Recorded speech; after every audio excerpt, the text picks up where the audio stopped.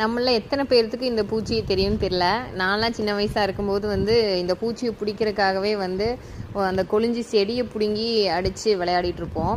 நாங்கள் ஆடு மேய்க்க போகும்போது பார்த்திங்கன்னா அவ்வளோ பூச்சி இருந்துச்சு. நான் இவ்வளோ பூச்சி நானும் சின்ன வயசுலேருந்து பார்த்துருக்கேன், ஒட்டுக்கா நான் பார்த்ததே இல்லை.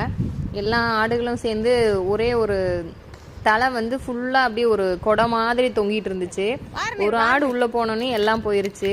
நம்ம அணில் குட்டி மட்டும் போய் சிக்கிட்டான். சரி வந்துறேன்னு சொல்லிட்டு அவ்வளோ தூரத்துல நான் இறங்கி வரக்குள்ள அவனே முட்டி மோதி தடுமாறி வந்துட்டான்.